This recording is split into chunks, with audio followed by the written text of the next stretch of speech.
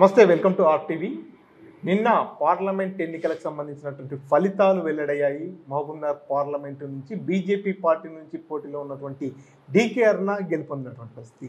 ఈ అంశాలపై మాట్లాడదాం. ప్రస్తుతం మనతో పాటు మహబూబ్నగర్ ఎమ్మెల్యే ఎన్ఎం శ్రీనివాస్ రెడ్డి ఉన్నారు. నమస్తే. నిన్న జరిగినటువంటి ఎలక్షన్ని ఎట్లా చూడవచ్చు? ఒకవైపు పార్లమెంట్ పరిధిలో 7 మంది ఎమ్మెల్యేలు కాంగ్రెస్ పార్టీ వారే ఉన్నారు. అందులో ముఖ్యంగా ముఖ్యమంత్రి రేవంత్ రెడ్డి కూడా ఈ పార్లమెంటు నియోజకవర్గానికి చెందిన వ్యక్తి. సో అయినప్పటికీ బీజేపీ పార్టీ గెలుపును ఎట్లా చూస్తారు?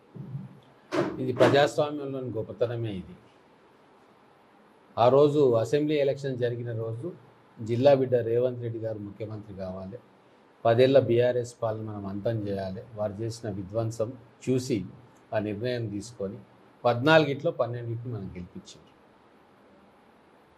రేవంత్ రెడ్డి గారు ముఖ్యమంత్రి అయింది. దాని తర్వాత పార్లమెంట్ ఎన్నికల్లో గతంలో కూడా చూస్తే ఇక్కడ మహబూబ్ నగర్ పార్లమెంటుకు భారతీయ జనతా పార్టీకి కూడా ఓట్లు వేసే ఒక ట్రెడిషన్ మనం చూసినాం.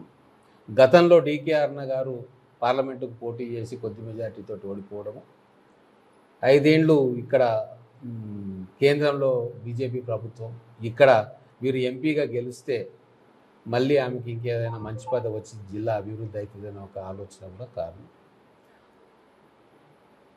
ఏదేమైనా కాంగ్రెస్ కార్యకర్తలు కానీ నాయకులు కానీ బాగా శ్రమించారు. ప్రజలు ఆల్రెడీ మానసికంగా ఒక నిర్ణయానికి వచ్చినట్టున్నారు. ఇక్కడ రేవంత్ రెడ్డి గారు సీఎంగా ఇక్కడ వేసుకుంటాము, పార్లమెంటుకు బీజేపీకి వేస్తామని చెప్పి అసెంబ్లీ ఎలక్షన్ అప్పుడే చాలామంది నాతో చెప్పిండ్రు. దాన్ని మేము చాలా నిరోధించగలిగినాం.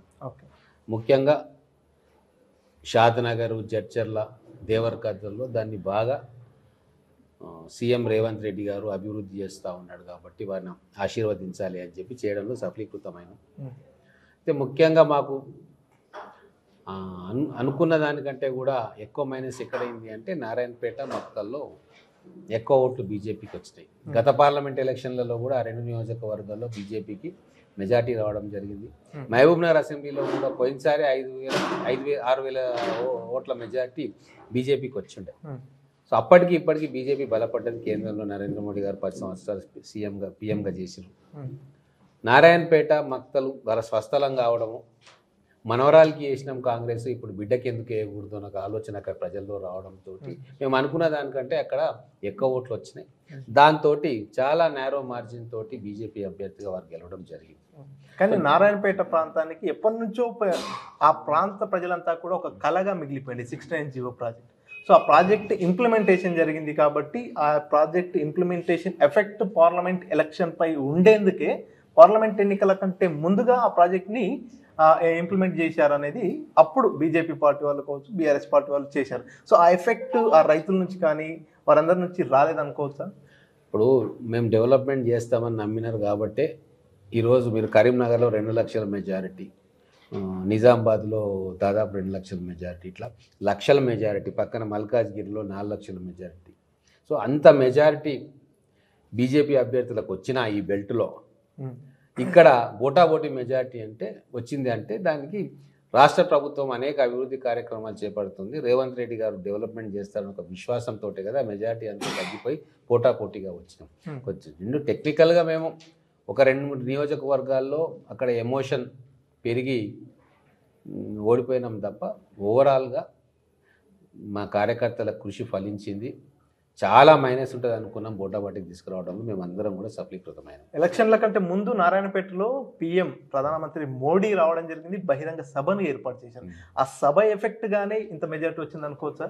ఇప్పుడు ఒకటండి, ఎలక్షన్ అనేది ఒక సభతోటో ఒకరు వస్తేనో కాదు, జనరల్ వాతావరణం మైండ్లో, పబ్లిక్ మైండ్లో ఏముంటుందో దాన్ని బట్టి ఎలక్షన్ మనం ఓటమి గెలుపులు ఉంటాయి. వాస్తవంగా చెప్పాలంటే అసెంబ్లీ ఎలక్షన్స్ అప్పుడే ఇక్కడ మహబూబ్ నగర్ నియోజకవర్గం కావచ్చు, ఇంకా కొన్ని ప్రాంతాల్లో కావచ్చు, అసెంబ్లీకి మేము ఇప్పుడు కాంగ్రెస్కి వేస్తాం కానీ పార్లమెంట్కి మేము బీజేపీకి వేస్తామని చెప్పి ఒక సెక్షన్ ఆఫ్ పీపుల్ అప్పుడే డిసైడ్ అయ్యి. ఎందుకంటే చాలా తక్కువ ఓట్లు వచ్చిన అన్ని కాన్స్టిట్యూన్సీలు వచ్చిన బీజేపీకి ఆ రోజు బీఆర్ఎస్ని ఓడగొట్టడానికి చాలామంది కాంగ్రెస్కి మద్దతు ఇచ్చిండ్రు. ఇప్పుడు మళ్ళీ బీజేపీకి మద్దతు ఇచ్చి మా నరేంద్ర మోడీ గారు పీఎం గవర్నర్ కోరికతో ఉన్న వ్యక్తులు అటువైపు ఇచ్చిండ్రు. సో రాజకీయాల్లో ఇవన్నీ సహజమే. కానీ నేనేమంటున్నానంటే ఇప్పుడు ఎలక్షన్స్ అయిపోయినాయి, హోరాహోరీగా ఎవరి పార్టీ వాళ్ళు నిబద్ధతతో పనిచేసిన అందరు. ఇప్పుడు మహబూబ్ నగర్ ప్రజలు ఏం కోరుకుంటున్నారు అంటే రాష్ట్ర ప్రభుత్వం ముఖ్యమంత్రి గారు రేవంత్ రెడ్డి గారి ఆధ్వర్యంలో అభివృద్ధి రావాలా, అలాగే కేంద్ర ప్రభుత్వం ద్వారా వచ్చే ఫండ్స్ అన్నీ కూడా ఇప్పుడు గెలిచిన ఎంపీ గారు కేంద్ర ప్రభుత్వం ఒకవేళ బీజేపీ రేపు అధికారంలోకి వస్తే 2 రోజుల్లో తేలిపోతుంది, అక్కడి నుంచి రావాల్సిన నిధులన్నీ కూడా మ్యాక్సిమం తీసుకొచ్చి ఇప్పటిదాకా వెనకకు నెట్టేయబడ్డ మహబూబ్ నగర్ ప్రాంతాన్ని ఇద్దరూ కలిసి అభివృద్ధి చేయాలి అని చెప్పి ఇక్కడ ప్రజలు కోరుకుంటా ఉన్నారు. అందుకే ఒక విలక్షణమైన తీర్పునిచ్చారు. అసెంబ్లీకి కాంగ్రెస్ కేసిండ్రు, పార్లమెంట్కు బీజేపీ కేసిండ్రు. అంటే ప్రజలు ఈ చిన్న రాజకీయాలు పెట్టి అంటే చిల్లరమల రాజకీయాల నుంచి పైకి వచ్చి ఒక స్పష్టమైన ఒక విధానాన్ని అవలంబించి రాష్ట్ర ప్రభుత్వం నుంచి కేంద్ర ప్రభుత్వం నుంచి జిల్లాకు అత్యధిక సంఖ్యలో ప్రాజెక్టులు కానీ అత్యధిక నిధులు కానీ రావాలన్న వాళ్ళ ఉద్దేశం. ఇది రాజకీయ నాయకులుగా మేము అందరం కూడా అర్థం చేసుకుంటా ఉన్నాం. నేను ఒకటే విజ్ఞప్తి చేస్తూ ఉన్నా, రేవంత్ రెడ్డి గారు కూడా ఈ జిల్లాను అభివృద్ధి చేయాలని చెప్పి అనేక వేల కోట్ల ప్రాజెక్టులకు శంకుస్థాపన చేసిండు, సంకల్పం చేస్తూ ఉన్నాడు. అదేవిధంగా కేంద్ర ప్రభుత్వం కూడా ఇక్కడ ఎంపీగా గెలిచిన వ్యక్తులందరూ కూడా మా పాలమూరు మీద స్పెషల్ అటెన్షన్ స్పెషల్ ఫోకస్ పెట్టి గతంలో ఏదైతే నష్టపోయిందో ఇక్కడ అనేక పెండింగ్ ప్రాజెక్టులు ఉన్నాయి.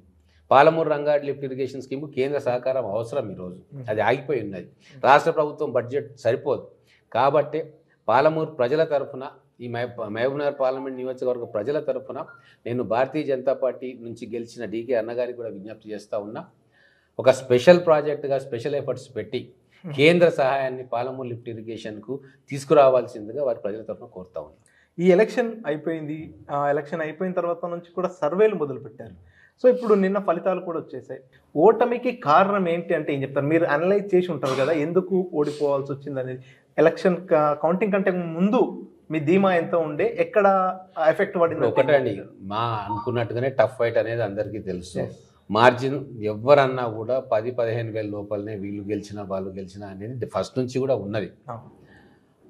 ఇక్కడ పోటీ అనేది రేవంత్ రెడ్డి గారు ఒక అభివృద్ధి ఒకవైపు, మోడీ గారి ఇమేజ్ తోటి డీకే అన్న గారి ఇమేజ్ తోటి ఒకవైపు జరిగింది. సో ఎక్కడికక్కడ సమానమైన బలాబలాలు ఉండినాయి. అయితే మా అంచనాలకు మించి ఏమైంది అంటే నారాయణపేట మక్తల్లో అది డీకే అన్న గారి స్వస్థలం కావడంతో అక్కడ ఎమోషన్ డెవలప్మెంట్ కంటే ఎమోషన్ ఓవర్టేక్ చేసి అక్కడ ఒక 10,000 ఓట్లు ఎక్కువ వచ్చినాయి. కాబట్టి మనం 5,000 ఓట్లు 4,500 ఓట్లతోటి మేము ఓడిపోయినాం. కాబట్టి ఇప్పుడు కారణాలు విశ్లేషించుకోవడానికి ఏముంది, ఈరోజు స్పష్టంగా పార్లమెంట్ ప్రజలు తీర్పు ఇచ్చిండ్రు. డెవలప్మెంట్ ఓరియంటెడ్గా కేంద్రం నుంచి నిధులు రావాలని చెప్పి ఎంపీని పంపిస్తున్నారు కేంద్రానికి, రాష్ట్రం నుంచి నిధులు వచ్చి డెవలప్మెంట్ కావాలని చెప్పి ఇక్కడ సీఎం చేసుకున్నారు.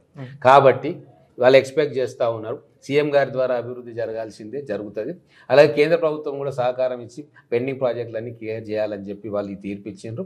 ఆ తీర్పుకు అనుగుణంగా ఎంపీ గారు పనిచేయాలని చెప్పి మేము అందరం కోరుకుంటాం. ఉంటుందా మీరు అంటున్నట్టుగా ప్రజలు ఏదైతే తీర్పునిచ్చారో ఆ తీర్పుకు అనుగుణంగా పనిచేసే అవకాశం ఉంటుంది? ఎందుకంటే ఎలక్షన్ల టైంలో చూసాము, అటు రేవంత్ రెడ్డి గారు కావచ్చు, ఇటు డీకే అన్న గారు ఒకరిపై ఒకరు విమర్శలు చేస్తూ ఇద్దరి మధ్యన పచ్చగడ్డేస్తే బగ్గం అనే స్థాయిలో వ్యక్తిగత ఆరోపణలు చేసుకునే స్థాయి వరకు వెళ్ళినటువంటి పరిస్థితి. కాబట్టి ఇప్పుడు డెవలప్మెంట్ విషయంలో ఇద్దరు ఏకీభవిస్తారా, ఇద్దరు కలిసి పనిచేసే అవకాశం ఉందా? అట్లేం లేదు, అంత సీరియస్గా ఆరోపణలు కూడా ఏం చేసినట్టు నాకేం అనిపించట్లేదు. నేను ఉన్నా కదా అన్ని మీటింగ్లలో.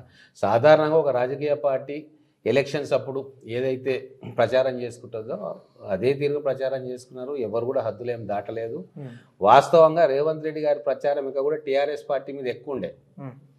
వారు ఛాలెంజ్ చేసిండ్రు, ఒక్క సీటు కూడా గెలవనీయ తెలంగాణలో టీఆర్ఎస్ పార్టీని అని చెప్పి. వాస్తవంగా ఆయన అనుకున్నట్టుగా ఆ ఛాలెంజ్లో ఆయన సఫలీకృతం అయ్యారు. మెదక్ జిల్లాలో ఓడగొడతా అని చెప్పి ఆ ఛాలెంజ్ చేసిండ్రు. మెదక్ జిల్లాలో బీఆర్ఎస్ పార్టీ పుట్టిన స్థలము కంచుకోట, అక్కడ కూడా ఓడగొట్టగలిగినాం. అయితే ఇప్పుడు ఎవరు కూడా ఇటు బీజేపీ కానీ ఇటు కాంగ్రెస్ కానీ లైన్ దాటి బయట ఏం చెప్పలేదు. ఎవరైనా లైన్ దాటిండ్రు అంటే కేసీఆర్లే ఇష్టం వచ్చిన రీతిలో మాట్లాడిండ్రు. అటు మోడీ గారి మీద విమర్శ చేసిండ్రు, ఇటు సీఎం గారి మీద విమర్శ చేసిండ్రు.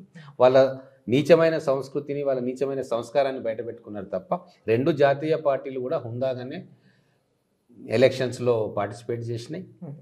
పర్సనల్ దూషణలు పెద్దగా లేవు, ఏదో 1-2 సార్లు మాట జారవచ్చు ఇరువైపుల నుంచి, కానీ మళ్ళీ వెంబడే సర్దుకున్నారు.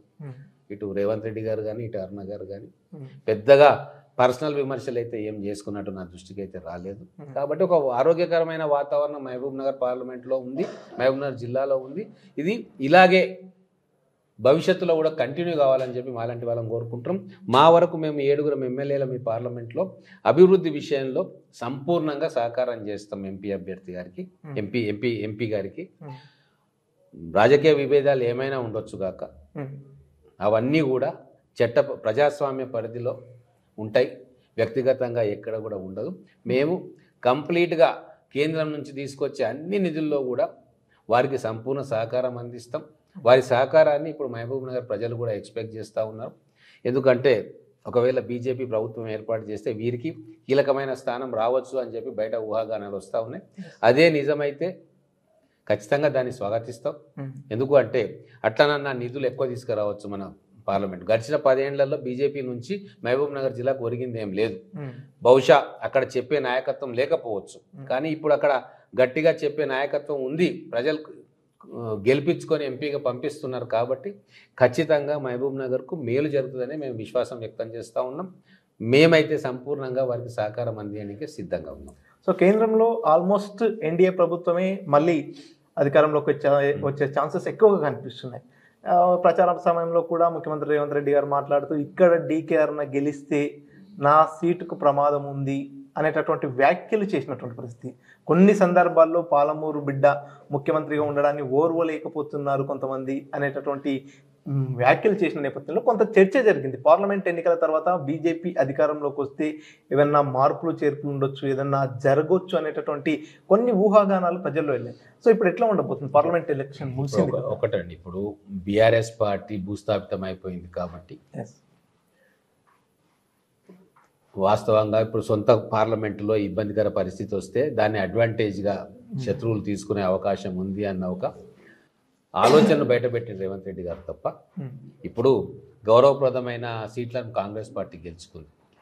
దాదాపుగా 8 పార్లమెంట్, ఇంత మోడీ గాలిని కూడా తట్టుకొని 8 పార్లమెంట్లు స్థానాలు తీసుకురావడం అనేది చాలా గొప్ప విషయం. మీరు చూడండి, కర్ణాటకలో 136 స్థానాలు గెలుచుకున్నారు వాళ్ళు. అత్యధికమైన మెజార్టీ వచ్చింది అసెంబ్లీలో. కానీ ఇప్పుడు చూస్తే అక్కడ పార్లమెంట్ మొత్తం బీజేపీ స్వీప్ చేసింది మ్యాక్సిమం. కానీ ఇక్కడ ఆ పరిస్థితి లేదు, నిలువరించగలిగినారు కేవలం రేవంత్ రెడ్డి గారు, కాంగ్రెస్ పార్టీ కార్యకర్తల నాయకులు గట్టిగా పనిచేయడంతో ఇక్కడ వాషౌట్ కాకుండా కాంగ్రెస్ పార్టీ ఈరోజు రెస్పెక్టబుల్ పొజిషన్లో ఈరోజు ఉంది. ఎంపీ అనగానే అలాగే కేంద్ర ప్రభుత్వంలో బీజేపీ అధికారంలోకి వస్తుంది అని ఒక వాతావరణం మొత్తం దేశంలో వచ్చింది కాబట్టి అటువైపు మొగ్గు చూపినారు. అదే కాంగ్రెస్ పార్టీ అధికారంలోకి వస్తుంది అంటే ఇంకొక 4 సీట్లు పెరిగేవి మాకు.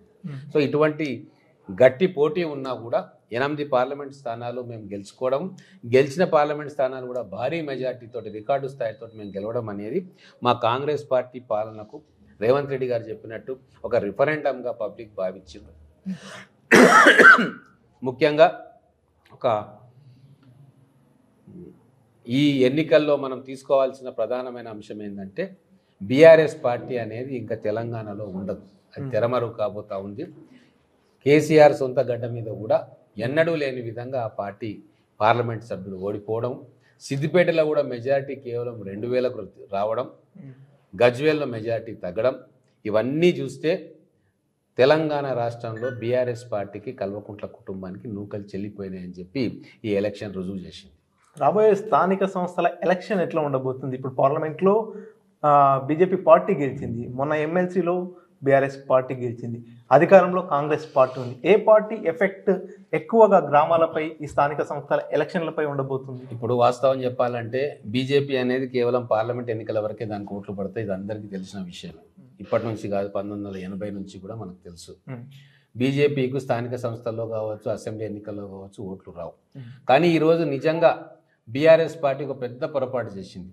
వాళ్ళు గట్టిగా సరెండర్ కాకుండా, ఓట్లను అన్నిట్లలో ట్రాన్స్ఫర్ చేయకుండా గట్టిగా నిలబడి ఉంటే రేపు స్థానిక సంస్థల్లో వారు 2nd ప్లేస్ వచ్చేవాళ్ళు. కానీ ఇప్పుడు అవకాశాన్ని వాళ్ళు చేతులారా కోల్పోయారు. చాలామంది ఎమ్మెల్యేలే దగ్గర ఉండి ఓటును ట్రాన్స్ఫర్ చేసిండ్రు బీజేపీకి. కాబట్టే బీజేపీ తన చేతులతోటి తన కొమ్మని నరుక్కున్నది. స్థానిక సంస్థల ఎన్నికల్లో నిజంగా 2nd ప్లేస్ వచ్చే అవకాశాన్ని కూడా ఈరోజు బీఆర్ఎస్ పోగొట్టుకుంది. చాలా మూల్యం చెల్లించబోతా ఉంది. రేపు స్థానిక సంస్థల్లో ప్రజలు మళ్ళీ ఇక్కడ అధికారంలో రాష్ట్ర ప్రభుత్వంలో కాంగ్రెస్ పార్టీ ఉంది కాబట్టి ఖచ్చితంగా కాంగ్రెస్ పార్టీకే ఇక్కడ పట్టం కట్టబోతా ఉన్నారు.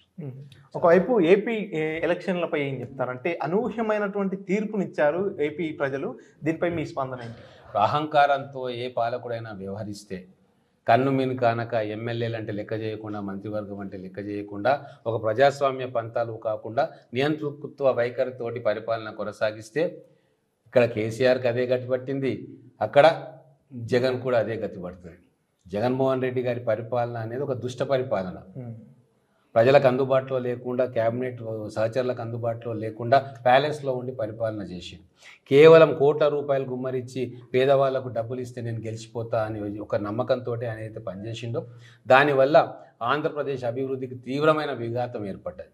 ఎప్పుడైనా అభివృద్ధి సంక్షేమం రెండు ప్యారలల్గా జరగాలి తప్ప అభివృద్ధిని మొత్తం కూడా బుట్టదాకలా చేసి కప్పిపెట్టి కేవలం సంక్షేమం మీదనే ఓట్లు వస్తాయని అనుకుంటే ఇక్కడ కేసీఆర్కి పట్టిన గతే అక్కడ జగన్మోహన్ రెడ్డికి 10 ఇంతలు ఎక్కువై పట్టింది. చాలా చోట్ల మోడీ హవా కొనసాగుతున్న నేపథ్యంలో మొదటి నుంచి కూడా ప్రజలు రాష్ట్రంలో మార్పు కోసం కాంగ్రెస్ పార్టీని గెలిపించడం జరిగింది. కేంద్రంలో బీజేపీ ప్రభుత్వం వస్తుందనేటటువంటి ఒక అంచనాతో ప్రజలంతా కూడా చాలా వరకు బీజేపీకి ఓట్లు వేశారు. కానీ అంతటా లక్షల్లో మెజార్టీ వస్తున్నప్పటికీ కూడా ఇక్కడ రేవంత్ రెడ్డి గారు కావచ్చు, అదేవిధంగా జిల్లాలో ఉన్నటువంటి ఎమ్మెల్యేలు, కార్యకర్తలు అందరూ కూడా చేసిన కృషి ఫలితంగానే కేవలం మెజార్టీ 4500కు పరిమితమైంది. ఈ ప్రజా తీర్పును మేము స్వాగతిస్తున్నాము. అటు గెలిచిన ఎంపీ డీకే అరుణ కావచ్చు, అదేవిధంగా ముఖ్యమంత్రి రేవంత్ రెడ్డి కావచ్చు, ఇద్దరు కూడా జిల్లా అభివృద్ధికి పాటుపడతారని ఆశిస్తున్నాం. ఇద్దరి సహకారంతో వెనకబడిన జిల్లాగా పేరున్నటువంటి మహబూబ్ నగర్ అభివృద్ధి దిశలో ముందుకు వెళ్ళాలని ఆకాంక్షిస్తున్నామంటూ ఎమ్మెల్యే ఎన్ఎం శ్రీనివాస్ రెడ్డి తెలియజేస్తున్నారు. కెమెరాపర్సన్ నర్సింగ్ రెడ్డితో మణికంఠ, RTV మహబూబ్ నగర్. మరిన్ని వీడియోస్ కోసం ఛానల్ ని సబ్స్క్రైబ్ చేయండి, లేటెస్ట్ అప్డేట్స్ కోసం వాట్సాప్ ఛానల్ ని ఫాలో చేయండి అండ్ లింక్ డిస్క్రిప్షన్ లో ఉంది.